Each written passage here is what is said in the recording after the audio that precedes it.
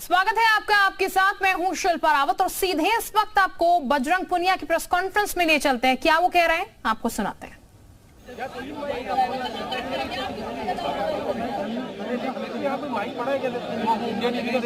आप सभी को नमस्कार और सभी देशवासियों को नमस्कार।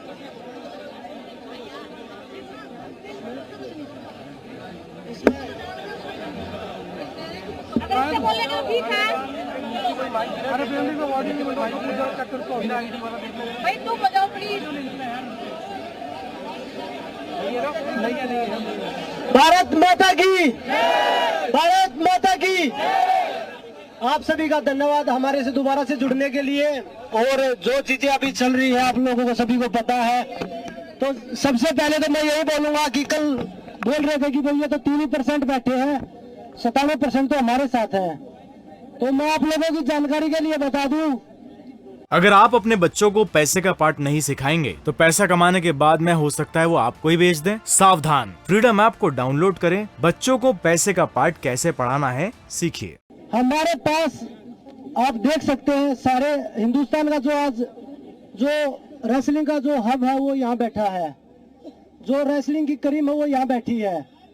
वो अपने फ्यूचर के लिए लड़ रही है यहाँ पे आगे। और जो बोल रहे थे कि कोई सामने आ जाए तो मैं फांसी पे लटक जाऊंगा, जो अध्यक्ष जी ने हमारे ने एक बयान दिया था। पहले तो 1-2 लड़कियां थी, अब हमारे साथ 5 से 6 लड़कियां हैं विद प्रूफ है।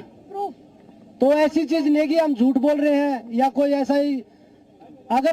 अगर सुनवाई नहीं होगी तो हम पुलिस का सहारा भी लेंगे, केस का सहारा भी लेंगे, केस करके हम आगे बढ़ेंगे। हमारा मकसद यही है, हमारी कुश्ती को दोबारा से जीवित करवाना है। अगर जल्द से जल्द कार्रवाई नहीं हुई इस मामले में, क्योंकि आप सबको पता है कि हम खिलाड़ियों के लिए एक एक दिन 100 साल के बराबर होता है।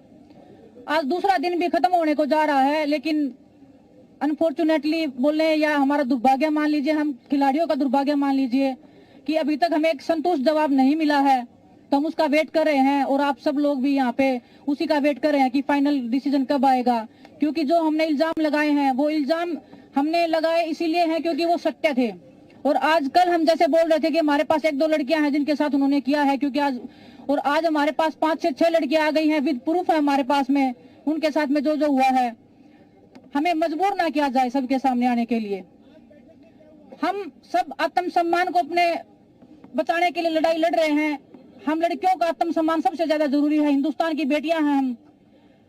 हम जनता के सामने आके ये बताना नहीं चाहते कि आपकी बहन बेटियों के साथ में क्या क्या हुआ है, मेरे साथ क्या हुआ है, किसी और के साथ में। हम XYZ किसी का नाम आगे नहीं लेके आना चाहते। सर, आपके सवालों का भी मैं जवाब देती हूँ। पहले मेरी बात सुन लीजिए। आपके बैठक का भी बताएंगे, आपको कमरे का भी बताएंगे। हमें अगर मजबूर किया गया तो कुश्ती का दुर्भाग्य होगा जिस दिन देश की बेटियां सामने आएंगी और अपना नाम लेके पूरी मीडिया के सामने बताएंगे कि हमारे साथ में हुआ था, विद प्रूफ हम आएंगे। लेकिन हम वही फिर से हम देश के प्रधानमंत्री जी से उम्मीद कर रहे हैं कि हमें इतना मजबूर ना किया जाए, इस देश की हिंदुस्तान की बेटियों को, इन खिलाड़ियों को इतना मजबूर ना किया जाए कि हमें ये काला दिन देखना पड़े खिलाड़ियों के लिए। ये कुश्ती की लड़कियां नहीं है सिर्फ, ये हिंदुस्तान की बेटियां हैं। और हिंदुस्तान में बेटियों को माता लक्ष्मी, माँ दुर्गा के नाम से पुकारा जाता है। हम पूजा करते हैं, उसी वंशज का हम एक हिस्सा है जो हम आप सब के बीच में बैठी हैं। आप सब लोग हमारा साथ देने के लिए आए हो, इतनी दूर से आप लोग आए हो। कुश्ती के हक के लिए आज हम लड़ाई लड़ रहे हैं। दूसरी बात रही, अगर आज शाम तक हम, अभी तो टाइम बाकी है, रात होने में टाइम बाकी है, हम वेट ही कर रहे हैं कि कुछ संतुष्टपूर्ण जवाब आए हमारे पास में। कुछ आप लोगों में से ही बोल रहे थे कि अध्यक्ष जी बोल रहे हैं कि 22 को इस्तीफा देंगे। बात उनके इस्तीफे का नहीं हो रही है, इस्तीफा तो हम उनका लेके ही रहेंगे। अगर हमें और ज्यादा उकसाया गया तो हम उनको जेल में भी डलवाएंगे। हम चाहते हैं कि उनका इस्तीफा लीजिए और उन पे कार्रवाई की जाए।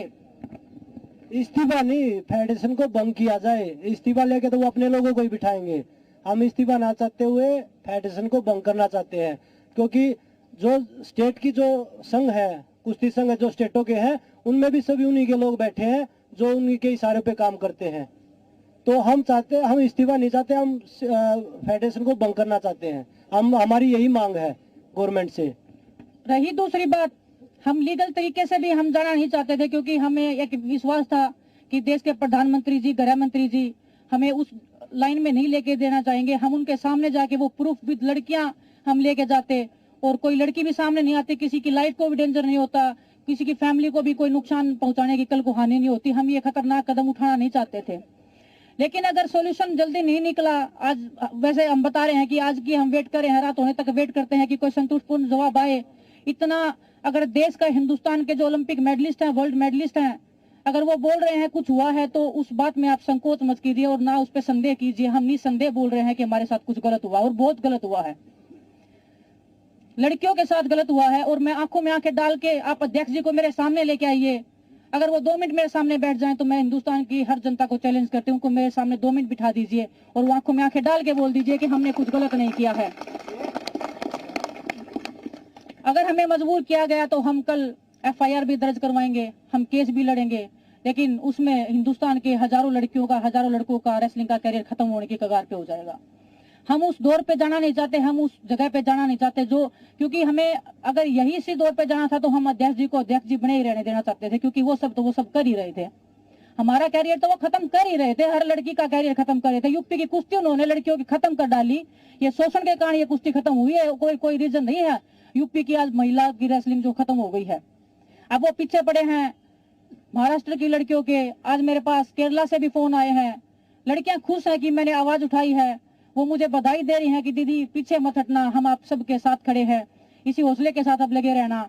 आप सोचिए कि जहां केरला में कुश्ती का कोई नामो निशान भी, अगर आप देखोगे कि नेशनल में पार्टिसिपेशन होता है, किसी लड़की का, किसी लड़के का मेडल आता है, तो उनके लिए एक ओलंपिक के मेडल के सम्मान, एक जीत होती है। अगर वो लड़कियां भी अगर शोषण का शिकार हुई तो आप देख लीजिए कि ये लोग कहां तक फैले हुए हैं। कल को अगर कुछ भी, अगर हमारी सुनवाई नहीं होती है जल्दी से जल्दी, क्योंकि हमारे पास, मैं बता रही हूँ कि एक खिलाड़ी के लिए एक दिन लाख दिन के बराबर होता है। हमारा ओलंपिक्स भी आ रहा है, सभी जितने भी खिलाड़ी हैं, हम सब यहाँ पे ओलंपिक्स में खेलने वाले खिलाड़ी हैं। हमने कोई यहाँ गेम छोड़ के आए नहीं है, हम अपनी पहलवानी को छोड़ के आए हैं, अपनी रोजी रोटी को छोड़ के आए हैं, अपने परिवार को खतरे में छोड़ के इधर बैठे हैं। हम कल FIR भी लॉन्च करवाएंगे, एक नहीं कम से कम 5-6 लड़कियां जो भी हैं वो सब FIR करवाएंगी और हम लीगली कोर्ट के थ्रू जाएंगे। लेकिन वो दिन जब आएगा, इतिहास के काले पन्नों में दर्ज होगा, मैं ये एक दावे के साथ बोल सकती हूँ। और हिंदुस्तान में ये होगा, मैं बड़े शर्म के साथ मैं वो बोलना चाहूंगी कि हिंदुस्तान जैसे देश में अगर हम जैसी लड़कियों के साथ ऐसे होगा तो हिंदुस्तान में मैं सोच रही हूँ कि हिंदुस्तान में कोई भी नॉर्मल महिला किसी भी जगह पे सुरक्षित नहीं है। मैं ये एक विश्वास के साथ कल को बोल पाऊंगी कि इस देश में एक बेटी पैदा नहीं होनी चाहिए। बहुत बहुत धन्यवाद आप सबका।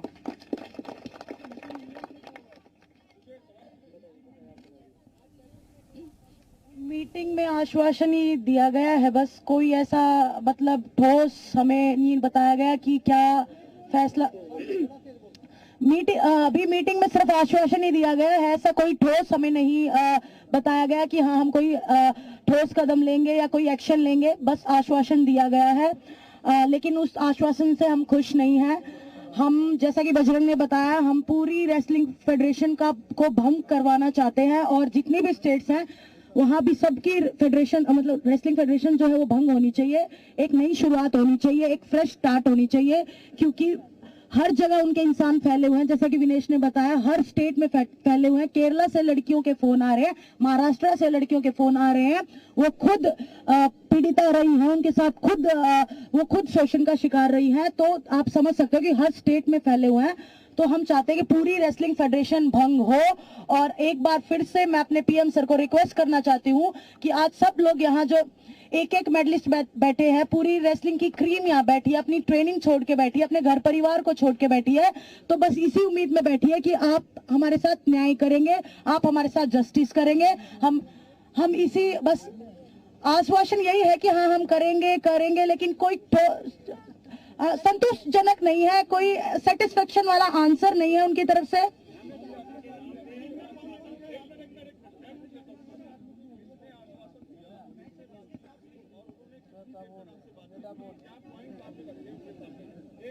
आप सबके सामने ये हम गए थे बात करने के लिए। हम सरकार के नुमाइंदों का नाम नहीं लेना चाहते, किसने क्या किया है क्या नहीं किया है, क्योंकि हमारी लड़ाई एक बंदे से है, ना सरकार से है, ना सरकार के अधिकारियों से है।